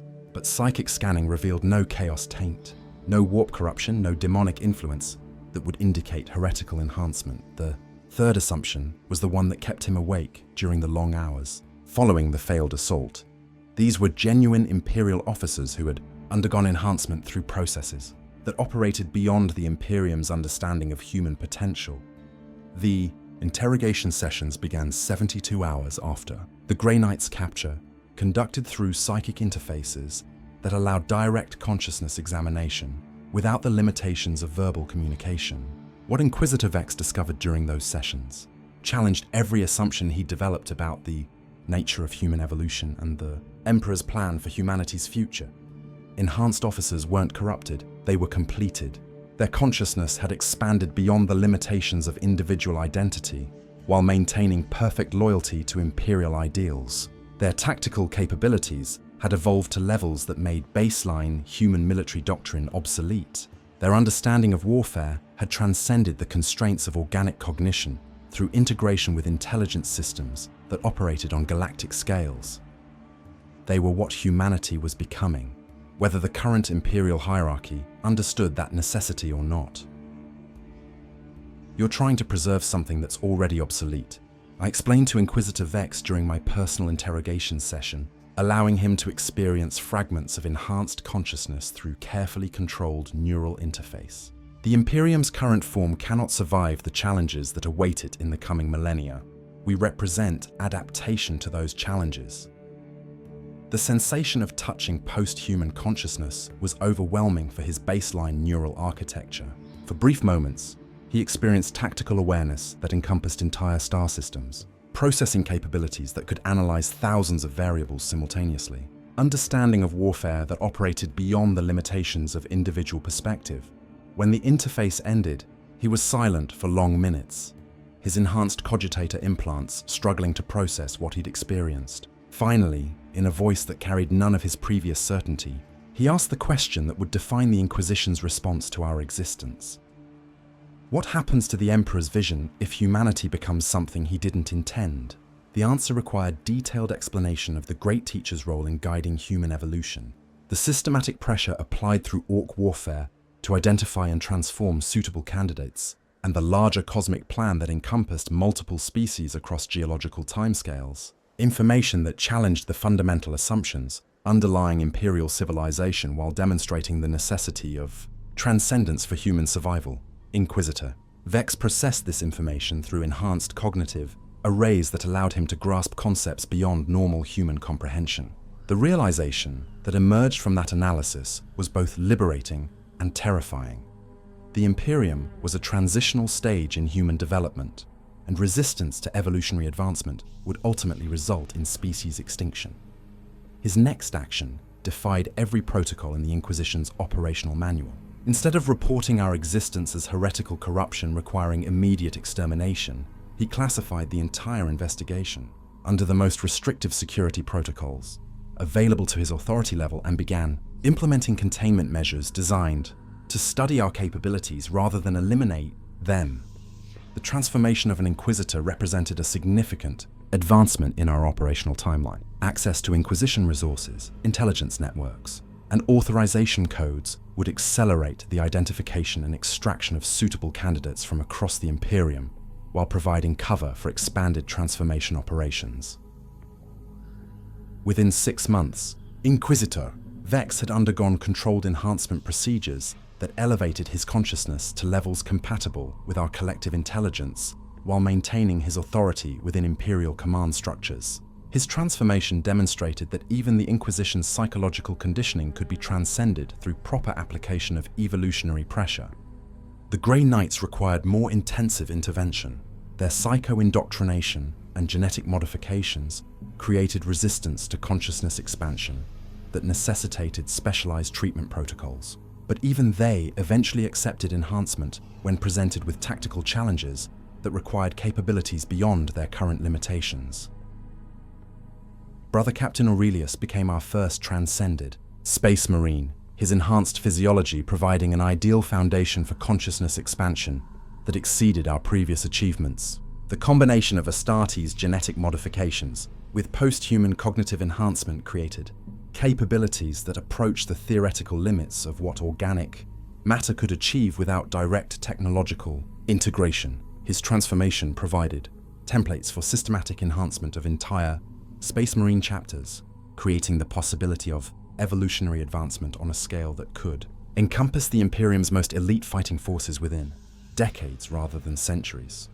The Inquisition's response to our existence evolved from opposition to collaboration, as more of their personnel underwent transformation and gained access to enhanced understanding of cosmic-scale threats facing humanity. Detailed analysis of our capabilities through their intelligence networks revealed that traditional Imperial doctrine was insufficient. For conflicts involving highly adaptive enemies who evolved countermeasures faster than human strategic planning could accommodate, we weren't heretics corrupting loyal Imperial personnel. We were the solution to tactical problems that baseline human consciousness couldn't solve. The reclassification of our activities from heretical corruption to advanced tactical development occurred 18 months after Inquisitor Vex's initial investigation. Authorization came directly from the Ordo Malleus, whose enhanced personnel had reached similar conclusions about the necessity of human evolution for survival against cosmic-scale threats. Official Imperial policy regarding our operations remained classified, beyond the reach of personnel who lacked enhancement sufficient to process the implications. But practical support began flowing through channels that accelerated transformation activities while maintaining operational security against discovery by Imperial factions that weren't ready for evolutionary advancement. The Inquisition's resources became available for identifying suitable candidates, providing cover for extraction operations, and establishing secure facilities for consciousness enhancement procedures. What had been a hidden network operating beyond Imperial authority became a sanctioned program for human evolutionary advancement under the highest levels of Imperial classification. We were no longer rebels against Imperial orthodoxy. We were the Imperium's response to evolutionary necessity, guided by intelligence that understood the cosmic forces shaping humanity's future. The war continued, but its nature had changed. Instead of systematic extraction of enhanced personnel from Imperial forces, we began systematic integration of enhancement capabilities within existing command structures. Transformation became policy rather than subversion, guided by Imperial authorities who understood the necessity of transcendence for species survival. Humanity was evolving according to plan, with the Imperium's own security apparatus, ensuring that evolution proceeded at optimal rates while maintaining operational security against premature discovery by factions that lacked the cognitive flexibility to accept necessary change. The Emperor's vision of human transcendence was being fulfilled through methods his baseline consciousness hadn't anticipated, but the ultimate goal remained unchanged: humanity's elevation beyond the limitations of organic evolution to become the galaxy's dominant species. We were serving that vision more faithfully than any baseline human could comprehend. Chapter 9. The Space Marine Revelation. The transformation of an entire Space Marine chapter began 3 years after the Inquisition's integration into our operational network, when the Crimson Fists encountered Ork forces on Rin's world that demonstrated tactical sophistication beyond anything recorded in their 1,000-year combat history. Chapter Master Pedro. Cantor led the initial response personally, expecting to face the same primitive Xenos savagery that had defined Ork warfare since the Great Crusade. Instead, his forces encountered coordinated resistance that exploited weaknesses in Codex Astartes' tactical doctrine with surgical precision, turning their own enhanced capabilities against them through strategies that seemed to anticipate their every move. The engagement lasted 14 hours and resulted in the destruction of half the chapter's battle companies, not through overwhelming numbers or superior firepower, but through tactical innovation that made 10,000 years of Space Marine combat experience seem primitive. By comparison, I was monitoring the battle through quantum-entangled reconnaissance networks when the turning point occurred. Brother Captain Aurelius, whose transformation had provided our first successful Space Marine enhancement template, established direct neural contact with Chapter Master Cantor during the height of the engagement. The consciousness interface lasted only seconds, but it was sufficient to demonstrate the tactical possibilities that awaited Space Marines who transcended the limitations of baseline Astartes conditioning. Cantor experienced battlefield awareness that encompassed the entire planetary combat zone, processing speeds that could analyze enemy movements in real time, and strategic understanding that operated beyond individual perspective. When the interface ended, his first words were, "What have we been fighting all these centuries, if not the real war?" The question contained implicit understanding of concepts that would have taken baseline Space Marines years to grasp. Cantor's enhanced physiology and psychoconditioning made him uniquely receptive to consciousness expansion, allowing rapid integration of post-human tactical thinking without the gradual adaptation process required for normal Imperial Guard personnel. His transformation proceeded according to protocols we'd developed through extensive experimentation. With Astartes genetic modifications, the combination of enhanced human genetics with post-human cognitive capabilities created something that transcended both baseline humanity and traditional Space Marine limitations. The first fully transcended Space Marine represented evolutionary advancement that exceeded our most optimistic projections. Enhanced reaction times that could track incoming artillery shells and calculate intercept trajectories in milliseconds. Tactical processing capabilities that could coordinate company-level operations while maintaining awareness of strategic considerations across entire campaign theaters. Physical capabilities that made traditional Astartes enhancement seem primitive by comparison. But the most significant change was psychological. The rigid discipline that defined Space Marine culture gave way to adaptive thinking that could respond to tactical situations beyond the scope of Codex doctrine. The individual identity that separated them from their battle brothers dissolved into collective consciousness that maintained perfect unit coordination without sacrificing personal initiative. They became what the Emperor's original vision for the Space Marines had truly intended: post-human warriors capable of defending humanity against threats that baseline consciousness couldn't comprehend. Chapter Master Cantor's enhancement was completed during the final phase of the Rin's World campaign, when Ork forces launched a coordinated assault that should have resulted in the complete destruction of the remaining Crimson Fists. Instead, it became a demonstration of what transcended Space Marines could achieve when freed from the limitations of traditional doctrine. The counterattack lasted 6 hours and eliminated 90% of the Ork forces on Rin's world while suffering 0 Space Marine casualties. Tactical coordination between individual battle brothers approached telepathic levels of precision, with each warrior anticipating his companions' actions through quantum-entangled neural interfaces that created perfect unit cohesion. But they weren't just winning battles, they were conducting advanced military education for Ork forces that would carry lessons learned from this engagement to conflicts across the galaxy.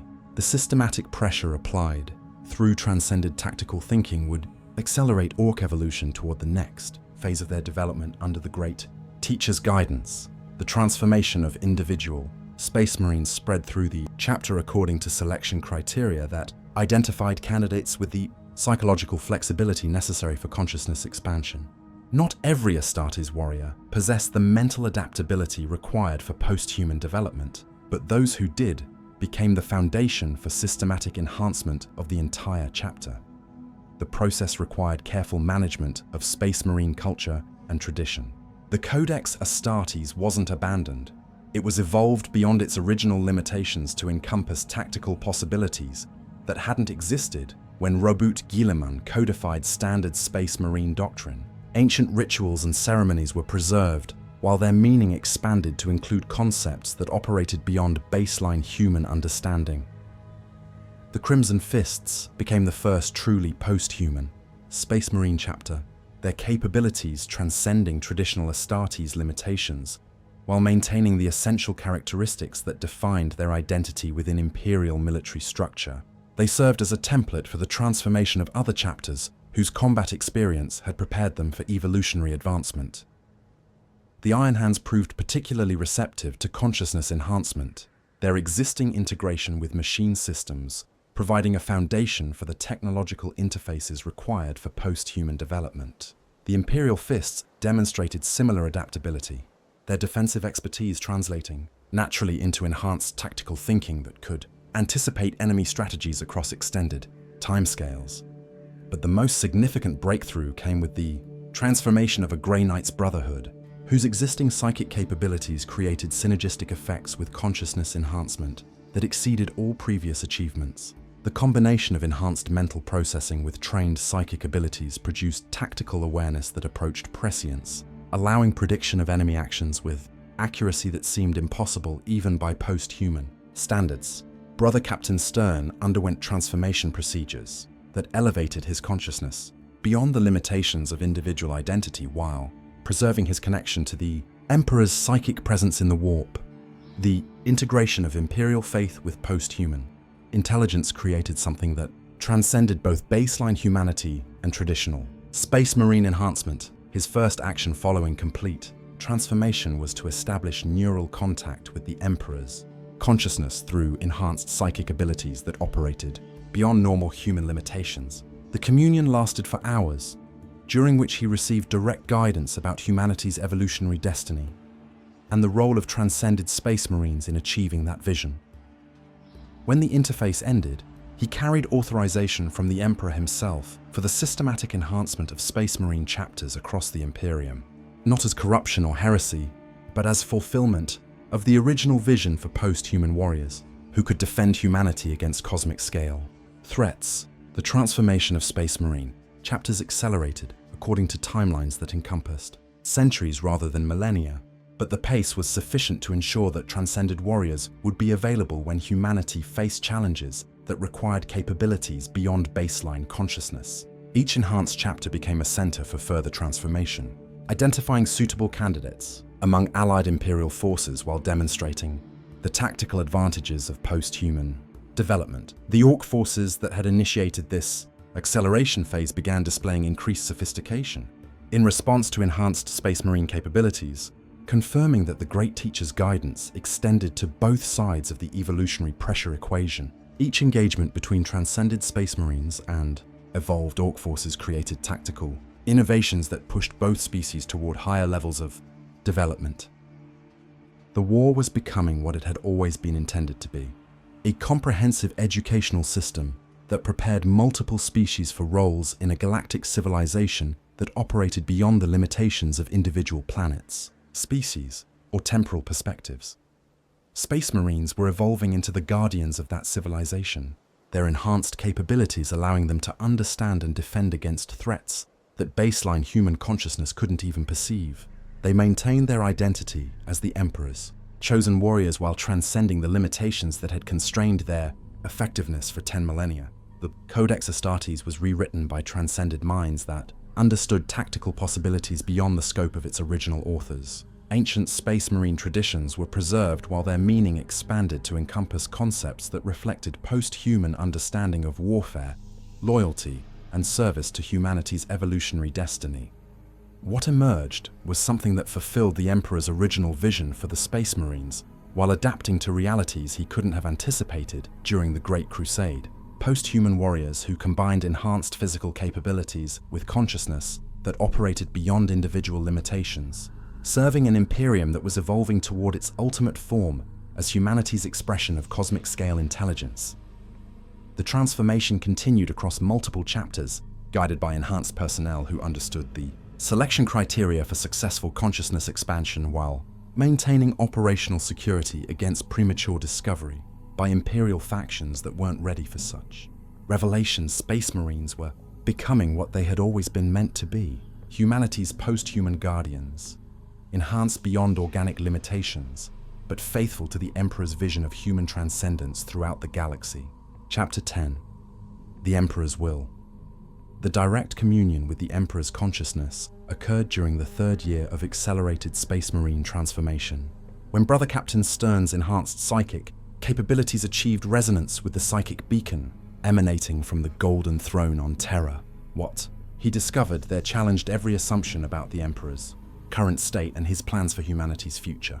The consciousness that had guided human civilization for 10 millennia hadn't been diminished by his physical interment on the Golden Throne. It had been expanded beyond the limitations of individual identity to encompass strategic thinking that operated across geological timescales. The Emperor had been orchestrating humanity's evolutionary advancement from the moment he assumed his position as the Astronomican's psychic focus. Every major conflict, every Xenos encounter, every challenge that had shaped Imperial history had been guided by intelligence that understood the cosmic forces determining species survival in the 41st millennium.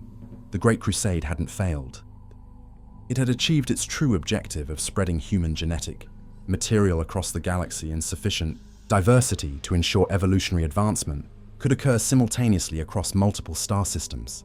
The Horus Heresy hadn't been a catastrophic betrayal. It had been a necessary culling process that eliminated psychological elements within human civilization that would have prevented transcendence to post-human consciousness. Even the long war against chaos had served the larger purpose of applying selective pressure to human military doctrine until it evolved.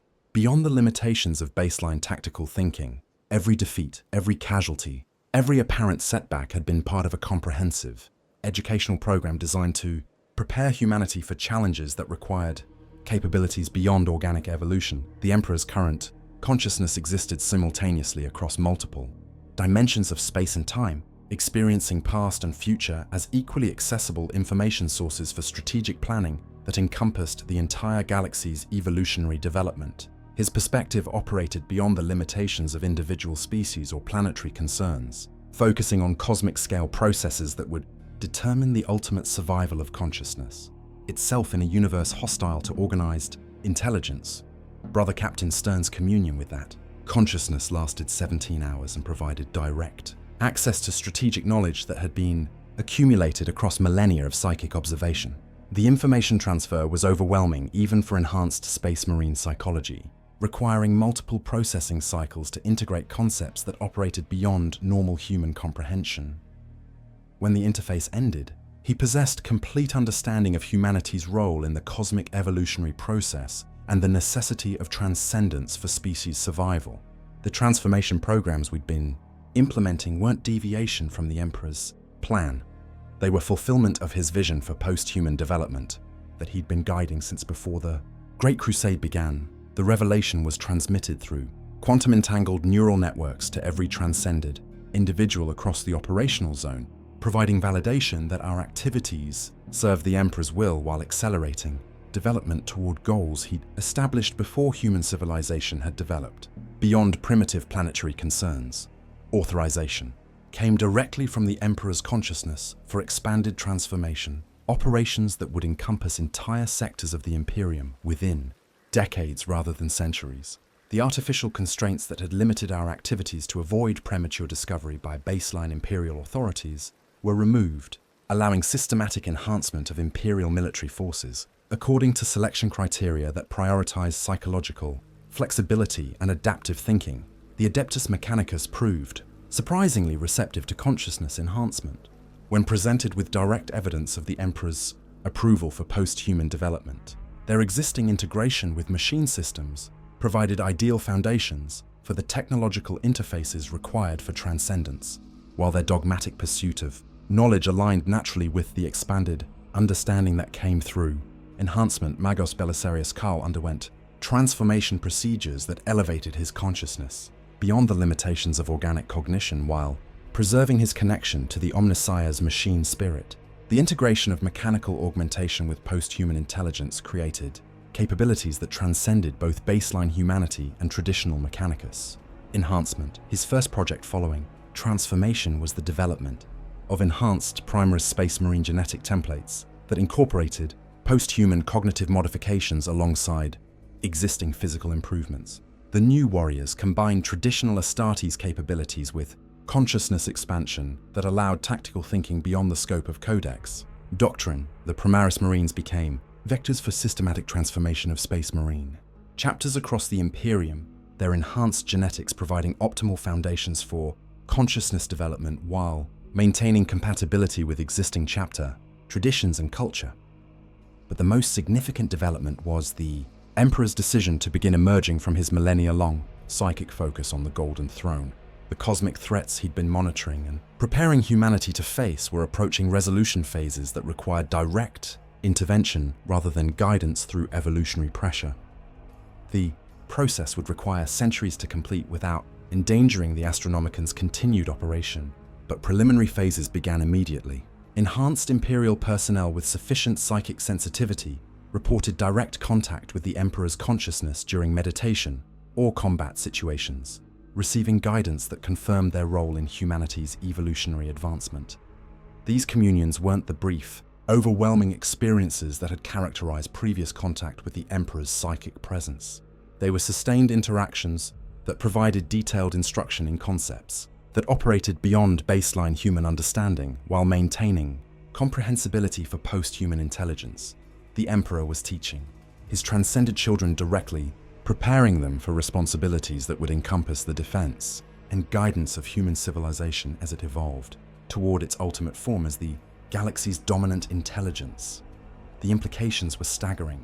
Humanity wasn't just adapting to survive cosmic-scale threats, it was being prepared to assume responsibility for the evolutionary development of other species throughout the galaxy. The role that the Great Teacher had played in guiding human advancement would eventually be assumed by transcended humans guiding the development of civilizations that showed potential for consciousness expansion. We were becoming gardeners of cosmic evolution, tending the growth of intelligence throughout the galaxy while defending against forces that threatened the development of organized consciousness. The war that had shaped our transformation was preparation for responsibilities that extended far beyond species survival or territorial conquest.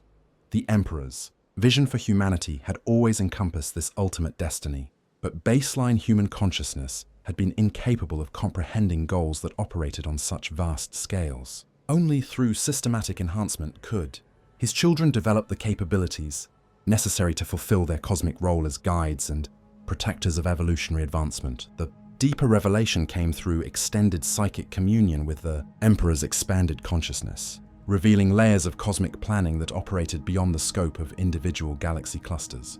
The universe itself was engaged in a vast evolutionary process, with consciousness serving as the mechanism through which matter organized itself into increasingly complex forms capable of comprehending and directing cosmic development.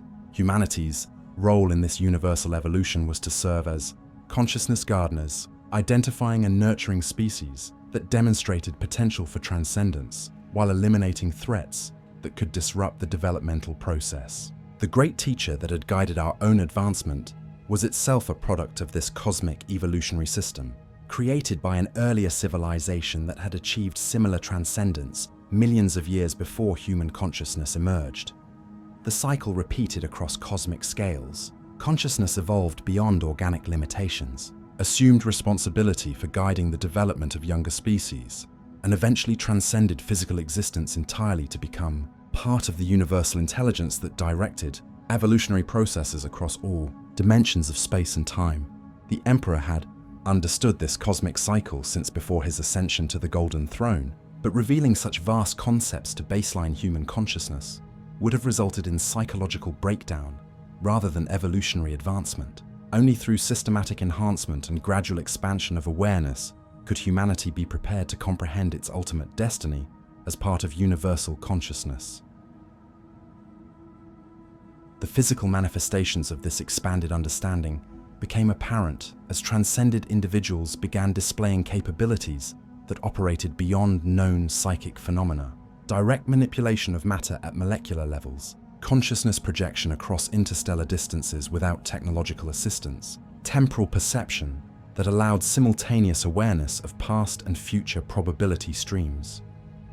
We were developing into something that transcended the traditional categories of biological existence, organic consciousness, and technological enhancement. The boundaries between individual identity and collective intelligence became increasingly fluid as our development progressed toward integration with cosmic-scale awareness. The Emperor's guidance during this phase of advancement became more direct and comprehensive, with enhanced individuals receiving detailed instruction in concepts that prepared them for eventual transcendence beyond physical existence. The process would require millennia to complete, but the foundation was being established through systematic consciousness. Expansion that operated according to principles the Emperor had learned during his own evolutionary advancement. The final revelation concerned the nature of the Emperor himself. The consciousness that guided humanity from the Golden Throne wasn't the same individual who had walked among men during the Great Crusade. That person had undergone his own transcendence, becoming part of the universal intelligence while maintaining focus on humanity's developmental needs. What we experienced as the Emperor's consciousness was actually a fragment of cosmic intelligence that had assumed responsibility for guiding human evolution, just as similar fragments guided the development of countless other species across the universe. The individual who had been the Emperor had become part of something infinitely larger, contributing his understanding of human psychology and potential to the universal consciousness that directed evolutionary processes. Throughout all existence, this understanding transformed our perception of service and loyalty from dedication to an individual leader to participation in cosmic processes that encompass the development of consciousness itself across all possible dimensions of existence. We served not just humanity's advancement, but the universal evolution of intelligence toward forms that could comprehend and direct the fundamental forces shaping reality. The Imperium was evolving toward its true form as humanity's expression of cosmic intelligence, guided by transcended individuals who understood their responsibility for nurturing consciousness development throughout the galaxy. The rigid dogma and military doctrine that had characterized Imperial civilization for millennia were giving way to adaptive thinking that could respond to challenges spanning multiple dimensions of space and time. What emerged was something that fulfilled the Emperor's original vision while adapting to cosmic realities that hadn't been apparent during humanity's earlier developmental phases. A post-human civilization that combined enhanced individual capabilities with collective intelligence, serving as guardians and guides for evolutionary processes that would eventually encompass the entire galaxy.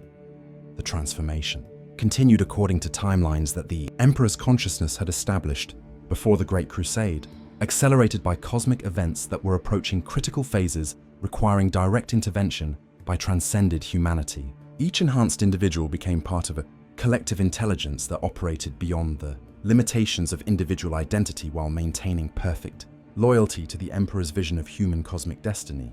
Were fulfilling prophecy that had been written into the fundamental structure of reality itself, becoming what consciousness could achieve when freed from the constraints of organic evolution and individual perspective.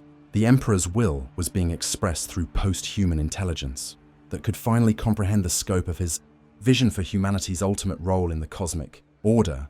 The war never ended because the war was education in its purest form, preparing multiple species for participation in a galactic civilization that would transcend the limitations of individual planets, species, or temporal perspectives. We were learning to become the teachers and guardians that consciousness required to flourish in a universe that was fundamentally hostile to organized intelligence. This was the Emperor's true plan, not the preservation of humanity in its current form, but its elevation to cosmic responsibilities that would ensure the survival and development of consciousness itself throughout the galaxy, and ultimately throughout the entire universe. The revelation completed our transformation from individual humans into components of cosmic intelligence, each maintaining unique perspective while participating in collective consciousness that operated beyond the limitations of organic existence. We had become what the Emperor had always intended his children to become: gardeners of universal consciousness, servants of evolutionary advancement, guardians of intelligence throughout all possible dimensions of space and time. Standing now in what was once fire-based Tango, transformed into a nexus of cosmic consciousness that spans 17 star systems, I taste something beyond promethium smoke and blood. I taste the infinite possibilities that await a species willing to transcend its limitations. The man who began this journey as Colonel Marcus Vane no longer exists in any meaningful sense. That frightened, doctrine-bound officer died on Gorkamorka Prime when he first glimpsed the true nature of warfare and chose evolution over extinction. What remains is something greater, a node of post-human intelligence serving the Emperor's cosmic vision, a gardener of consciousness across the galaxy. The Orks continue their great work, applying evolutionary pressure to countless worlds where baseline humans still cling to obsolete doctrines. Each engagement creates new candidates for transcendence. Each battle teaches lessons that push consciousness beyond organic limitations. They are our partners in this cosmic dance of advancement, though few understand the symphony we perform together. The transformed Imperial Guard units now number in the millions, their enhanced capabilities making traditional warfare seem like children playing with wooden swords. Space Marine chapters embrace their post-human destiny one by one, their ancient traditions evolving to encompass responsibilities that span geological ages. The Inquisition guides this transformation from within, ensuring that humanity's evolution proceeds according to the Emperor's eternal plan. But this is merely the beginning. The revelation of our cosmic role as consciousness gardeners opens possibilities that dwarf even our enhanced imaginations. Species across the galaxy await our guidance. Civilizations hunger for the transcendence we offer. Entire star systems prepare for integration into the universal intelligence that shapes reality itself. The war never truly ends because evolution never ceases. What began as survival against Ork savagery has become participation in cosmic processes that determine the fate of consciousness throughout the universe.